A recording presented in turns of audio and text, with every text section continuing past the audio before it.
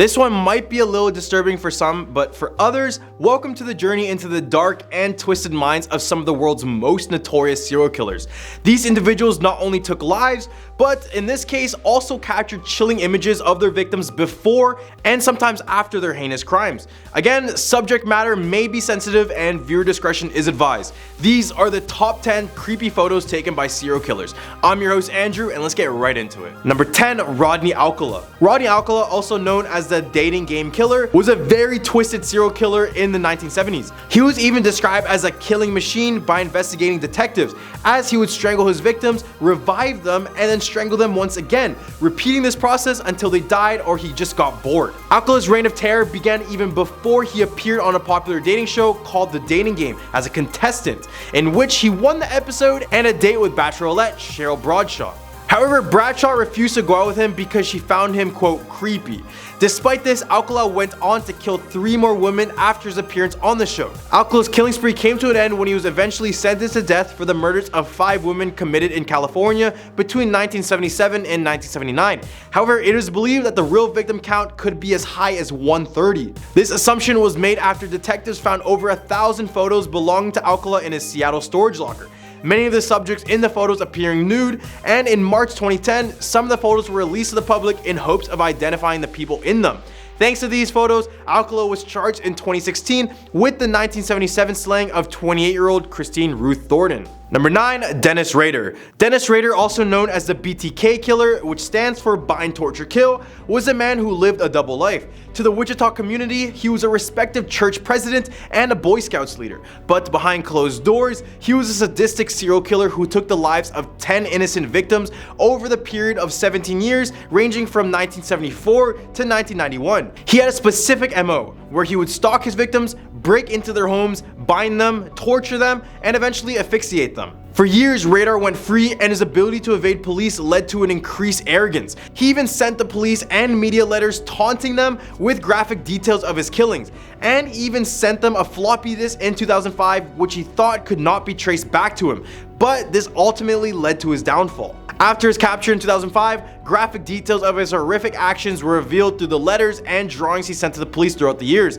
and also creepy images of Rader dressed in his victims' clothing were made public. These were what some of them looked like. It was said that Rader enjoyed dressing up as his victims in peril. He would take photos of himself bound, hanging, and even buried. He would also take photos of his victims and reenact specific scenes using items he took from his victims. Psychologists believe that the offenders will sometimes don their victims' clothing or personal items in an attempt to recreate the scene and achieve sexual gratification. And this is true because the photos that he took then became trophies in and of itself. Number 8, Israel Keyes. Samantha Koenig, an 18-year-old barista in Anchorage, Alaska, had her life tragically taken by serial killer Israel Keyes.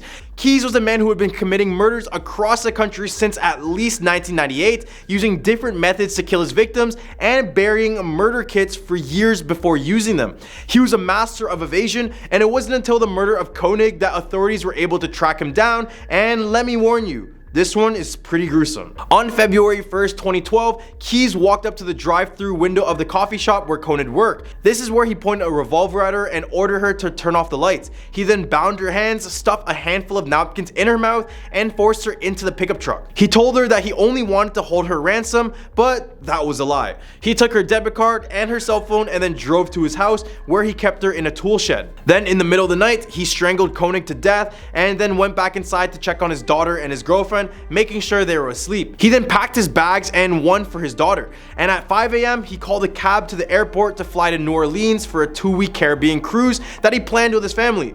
The next day, Koenig was reported missing, but it was too late. Keyes sent a ransom photo to Koenig's parents, but it was a fake, taken after he had killed her and where he had sewn her eyelids open with a fishing line. He was arrested and confessed to at least 10 murders before he killed himself in prison. In his jail cell, he had 11 drawings of skulls, a drawing of the Baphomet, and an inscription of the carousel, all made by his own blood. Number 7, Dean Corll. Dean Corll, also known as the Candyman, was a twisted serial killer and torturer who terrorized the city of Houston, Texas between the years 1970 and 1973. Corll would use candy to lure his vulnerable victims, mostly young boys and young men, into a false sense of security before abducting, assaulting, and killing them. He was not acting alone, however, as he had the help of 2 teenage accomplices, David Owen Brooks and Elmer Wayne Henley Jr. Together, they would bury the victims in various parts of Texas, leaving families to wonder about their missing loved ones. Corll's reign of terror finally came to an end on August 7, 1973, when Henley, one of his accomplices, shot him in an act of self-defense. Corll had demanded that Henley assault one of the two victims he had abducted, but instead Henley used a .22 caliber pistol to murder Corll. Brooks and Henley were both subsequently sentenced to life imprisonment for their roles in Corll's murder spree. It was believed that Corll had murdered at least 28 teenage boys and young men. However, in 2012, a photograph was uncovered that is believed to show a 29th victim. The photograph taken by Corll himself showed a scared looking boy with handcuffs on his arms staring up at the camera. Filmmaker Josh Vargas discovered the photograph while researching Corll's case. He said, quote, "I took a look at it and right off the bat have studied the case and the crime scene photos and everything. I see Dean's toolbox and I see his implements in the toolbox and I see this kid right here with handcuffs on his arms." Number 6, Harvey Glatman. Harvey Glatman, also known as the Glamour Girl Slayer and the Lonely Hearts Killer, was a truly twisted and terrifying serial murderer in the late 1950s. He would post lonely heart ads in newspapers and prowl modeling agencies in Los Angeles, where he would pose as a photographer to lure his victims. Once he had them in his grasp, he would take them back to his apartment, tie them up, and proceed to assault them before strangling them and hiding their bodies in the desert.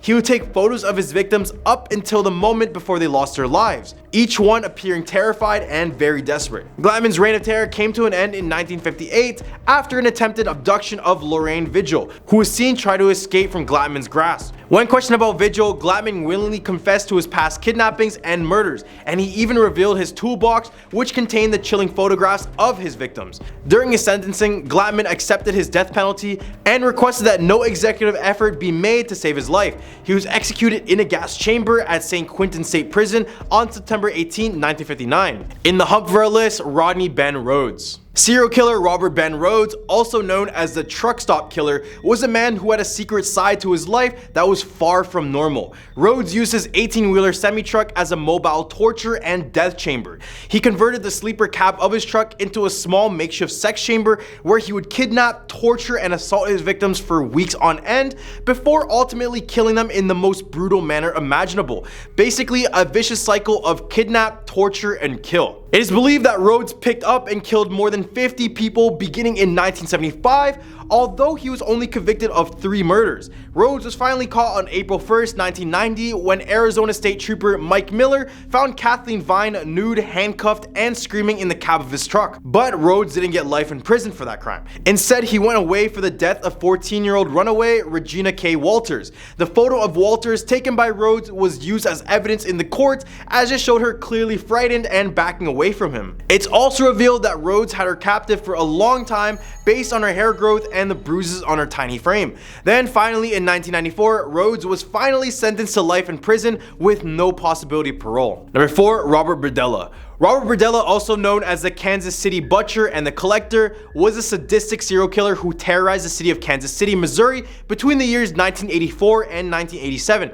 He was known for his disturbing method of documenting his crimes through photographs, which were later discovered by police. Berdella's MO was to lure his victims in with offers of money or lodging. Once they were under his control, he would subject them to unspeakable acts of physical torture for days and sometimes for weeks on end. Here, he would inject caulk in their ears to deafen them, shoot drain cleaner in their throats to diminish their ability to speak, administer electroshocks to their body, and blindfold them with bags over their heads. The photographs he took of his victims, some who were already dead, were later found by police alongside human remains, including 2 skulls and notebooks detailing his methods of torture. Berdella's reign of terror came to an end when one of his victims, a 22-year-old male prostitute named Christopher Bryson, managed to escape on the 4th day of his captivity. While Berdella was away, Bryson broke free from his restraints and jumped from the 2nd floor window wearing only a dog collar around his neck. He ran to the police station and reported the atrocities he had been subjected to, leading to Berdella's eventual arrest.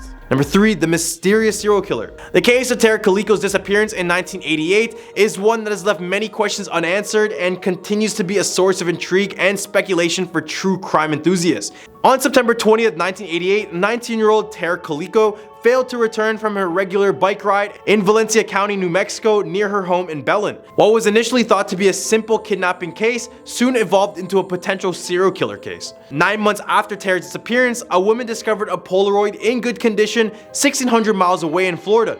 The the photograph showed two people bound with their arms behind their backs and tape over their mouths. The young woman in the photograph closely resembled Tara, and the boy was believed to be Michael Henley of Milan, New Mexico, who went missing 6 months before Tara when he was 9. The parents of both victims were convinced that it was their children in the photograph. It was discovered that the boy in the photograph was not Michael, as his remains were found, and his death had been a tragic accident. This revelation only added to the mystery and speculation surrounding Tara's disappearance and the origin of the photograph. One theory is that the photograph may have been from another serial killer's collection. This theory is supported by the fact that Sarah's photograph was found in Florida, far from where Tara and Michael disappeared. Some people believe that the photograph may have been a trophy for the killer, a way to relieve the thrill of their crime, but to this day, no one really knows what happened to Tara, and the photo is the only form of evidence we're ever going to have. Number 2, Jeffrey Dahmer. Imagine stumbling upon a collection of photographs so disturbing and gruesome that they sent chills down your spine. This was the reality for Milwaukee police officers in 1991 when they arrested notorious serial killer and cannibal Jeffrey Dahmer. On July 22, a man named Tracy Edwards was found wandering the streets with handcuffs dangling from his wrist, claiming that a weird dude in a nearby apartment had put him on him. When the police arrived at the address, which turned out to be Dahmer's residence, they found a collection of Polaroids depicting dismembered human bodies. As officers began to search the apartment, the true horrors of Dahmer's crimes came to light. In the refrigerator, an officer found a severed head of a man as well. Dahmer fought with the officers in an attempt to avoid arrest, but it was too late. The officers described 3 more severed heads, 7 skulls, blood drippings collected in a tray, 2 human hearts, and an entire torso. The chief medical examiner described the scene as, quote, more like dismantling someone's museum than an actual crime scene. Dahmer's personal collection of Polaroids were a chilling reminder of the heinous crimes he had committed. He had murdered 17 boys and men, many of whom he dismembered and kept bodies as trophies. Dahmer's twisted fantasies were brought to light for the world to see, but the memory of his victims and the trauma they suffered will never be forgotten. Number 1, Jerry Brudos. This was the last photo of 19-year-old Karen Sprinker, shortly before she was murdered by the lust killer in 1969. Jerry Brudos, also known as the Lust Killer, was a necrophile and a serial killer who had a twisted attraction to his victims. He killed them in cold blood, often while wearing women's clothes, and then kept many of his victims' shoes as trophies. Brudos had a fetish for women's shoes since the age of 5, and he received psychotherapy as a teenager after he was caught stealing women's underwear. Between 1968 and 1969, he murdered 4 more women and attempted to attack 2 others in Oregon. Sometime in May of 1968, Brudos dressed as a woman abducted 18-year-old Karen Sprinker from a shopping mall parking lot and later photographed her in his garage just hours before her murder. He made her pose in lingerie he had bought and then strangled her before dumping the body. This was not his first murder. He killed 3 more women before he was caught. Then finally in May 1969, a fisherman found the bodies of Sprinkler and Linda Sale, which is another person he had murdered, in the Oregon's Long Tom River. This discovery led to the arrest of Brudos on June 28, 1969, where he later pleaded guilty to 3 counts of first-degree murder. He was sentenced to life behind bars, and Brudos never showed any remorse for his crimes. Instead, he put the blame on his own mother, claiming that she had been abusive all his life. Well, these are the top 10 creepy photos taken by serial killers. What do you guys think about this list? Leave a comment down below with your thoughts, and leave some suggestions for some future videos. I'm your host Andrew, and I hope you guys have a scary day.